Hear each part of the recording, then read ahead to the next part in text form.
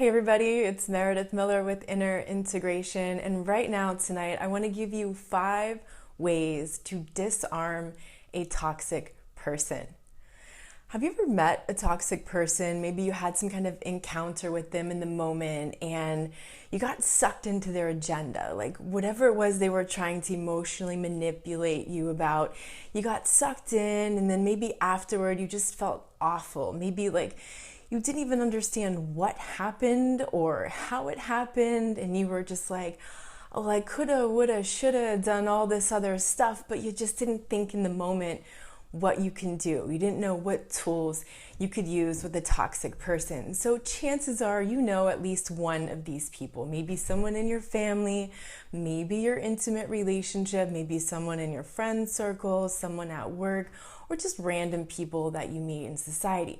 So I have 5 ways to help you disarm a toxic person and opt out of their game.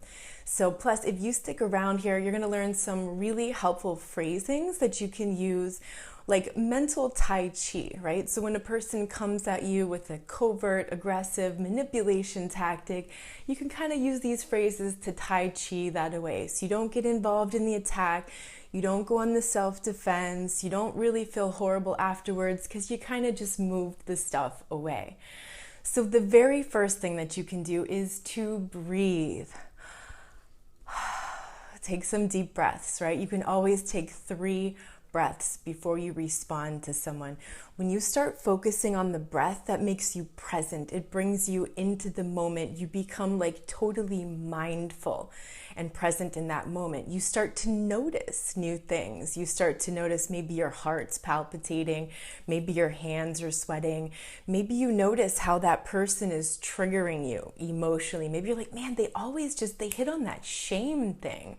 They just know how to imply you're not worthy, right? And you notice, man, that's the trigger every time, right? So you're catching on. The more you breathe, the more present you are, the more mindful you are of what's going on. Number 2 is set a new boundary and enforce it. That boundary might be as simple as saying no. Maybe you're at work and the toxic person, maybe it's your boss or another coworker, and they're just trying to get you to take on the extra work. They always want you to take on the extra work, right? So you say, I'm sorry, I have a lot on my plate right now, and I simply don't have the bandwidth for it.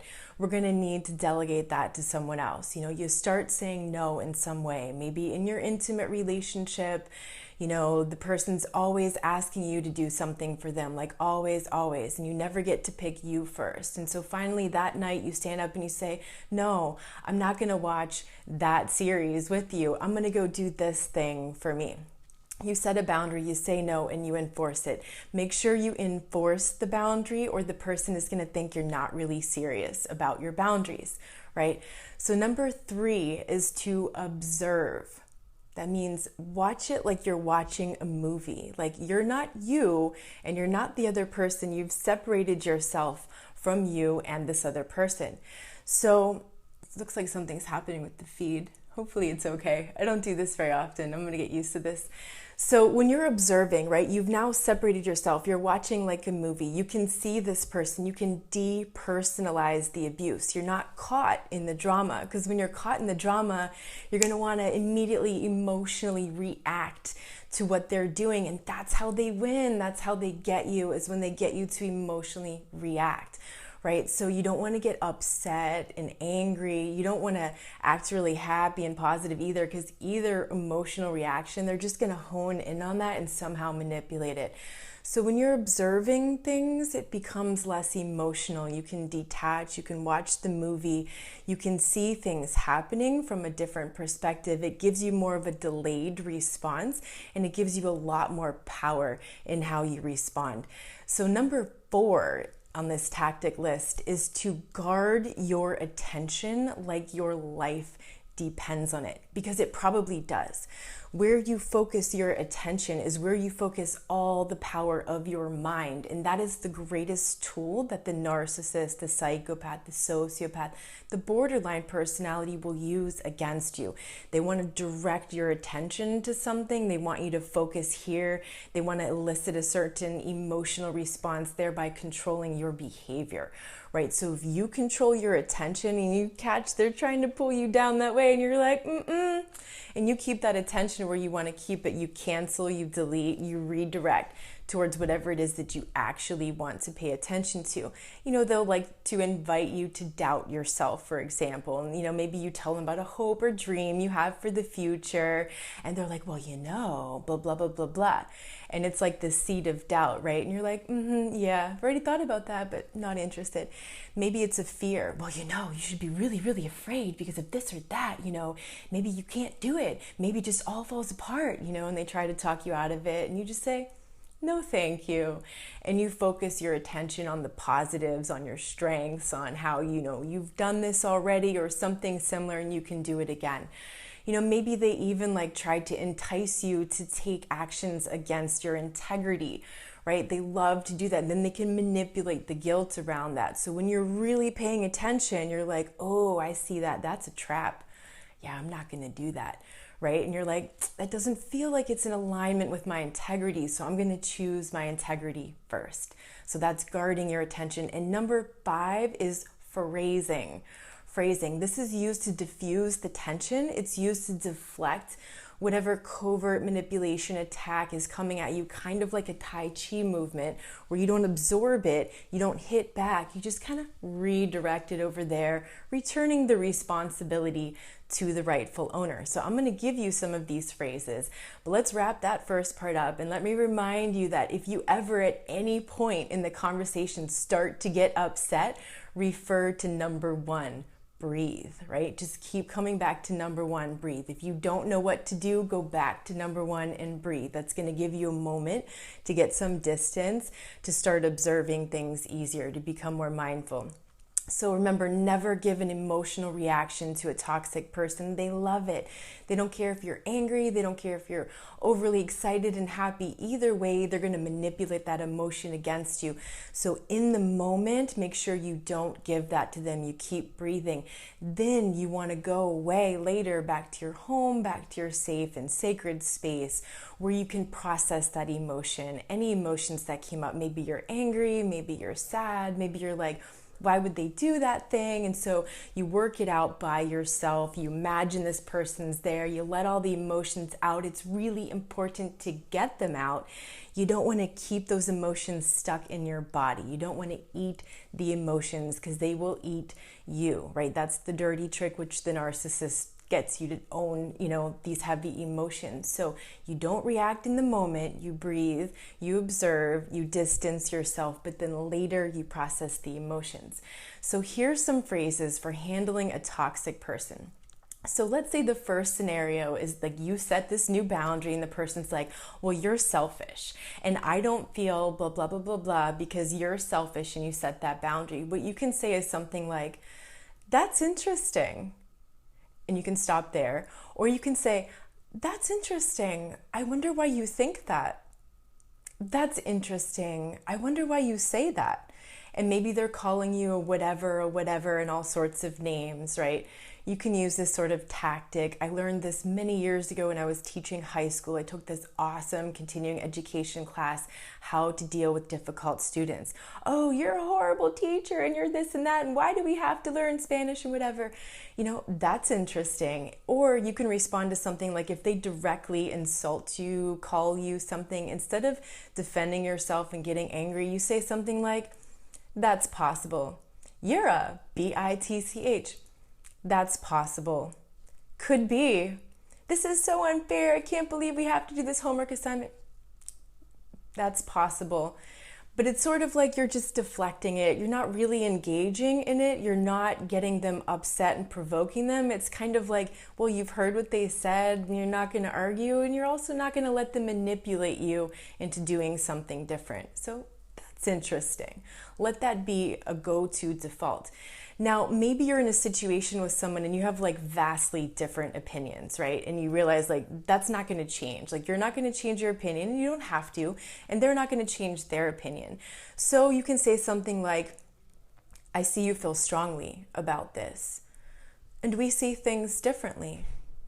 You're entitled to your opinion and I'm entitled to mine. So we're going to have to agree to disagree here. And as you say these sorts of things, it kind of diffuses the argument. You'll see they just kind of walk away. Like they don't really know what to do when you're not engaging, when you're not trying to convince them of your way or going along with them when they're trying to convince you of your way. You just kind of diffuse and say, well, you have your opinion and I have mine, and that's that. So what if the situation turns like really tense and there's like yelling and insulting going on? Just kind of let the person, go through their thing, and then you can very calmly say something like, I would like to maintain a relationship of mutual respect. I'd really like to be able to come up with a solution that works for both you and me, or that works for all of us. Or let's talk when you're feeling calmer. Feel free to give me a call, or feel free to, message me and let's meet in the conference room, something like this, right? Now, maybe the narcissist, maybe you're in a closer relationship, whether at work or in your own relationship, your intimate relationship, and they're giving you the silent treatment because you set a boundary or you said something they didn't like, caused a narcissistic injury. Or maybe they're doing those passive aggressive digs and they're slamming doors and scuffing, Or maybe they're bad mouthing you to someone else on the phone or over there and, as if you didn't hear it. You can go up to them later at some point when you feel ready to, when they're not there with someone else, and you can say, I noticed you're upset.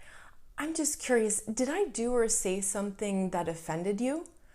And listen to their response and really be open to listen, because maybe you did do something that offended them, right? But maybe they're just blowing things out of proportion, and they're treating you this way because you set a boundary and they didn't like that you put the boundary, because now that means they can't manipulate you to get what they want from you, right? So in that case, you want to hold steady there, as they're giving you whatever. And then you can refer to those earlier phrases like, that's interesting. I wonder why you would say that. That's interesting. I wonder why you would think that. So you can combine these techniques. So maybe that one that's like the poor me. They're always the victim and they love to exhaust you by complaining and complaining and complaining and kind of soliciting advice that they don't actually really want. And then every time you waste your time giving them advice, they never take it because really they just want to complain. And they're always like, well, but blah, and well, but blah, blah. And they can't do anything. So then you say something like, I see how upset you are about that. What do you think you're going to do about it? And so now you've just put all the responsibility on them. You're not owning any of it. You're not trying to come up with any ideas or advice on how to resolve it. You're just putting the responsibility back on that person. Or the best one is when they're throwing like an all-out toddler temper tantrum. I mean, could be in public, could be at home. Take some deep breaths, and if this is a person that you don't really know that well, maybe they're at work and you can just kind of walk away, you can say something like, I hope you feel better, and just walk away. And don't engage in that and don't take that personally, and just acknowledge the fact that they're clearly upset and wish them feeling better. And if you're living with this person and they're throwing an all-out temper tantrum, you can say that, I hope you feel better. I'll be in my room, and when you're calmed down, we can talk. And that way you're keeping it open. You're not shutting them down. You're not shutting off whatever they're feeling. You're not saying they don't have a right to feel what they feel, because they do, but you're just diffusing the situation. And a really general one that you can use, like maybe you run into jerks, at the grocery store or in the car or somewhere in public, right? And they're just rude, and they have like no reason to be rude because you didn't do anything to them. But they're just being rude. They're misdirecting their anger towards you. You can say something like, generally when people are rude, they feel a sense of powerless and lack of control over something in their life. And I was just wondering why you might be feeling that way. And then you let them tell you something, and maybe they didn't really mean to be a jerk. Maybe something really awful happened to them that day and they just like break down in tears and they're like, I'm so sorry this happened and I'm such a jerk and I didn't mean to blah, blah, blah. And then you just created a deeper human connection with that person. It's like you acknowledge that they're not doing well. Something's going on, and like they feel like you're hearing them, and maybe you provide this really awesome vulnerable connection for somebody. Or maybe they're just a jerk, right? And you say this and they're just like, whoa. and they walk away, right? Because they know that you're right and they're not going to try to argue with that. And being more rude is just further reinforcing the fact that they feel powerless over their life.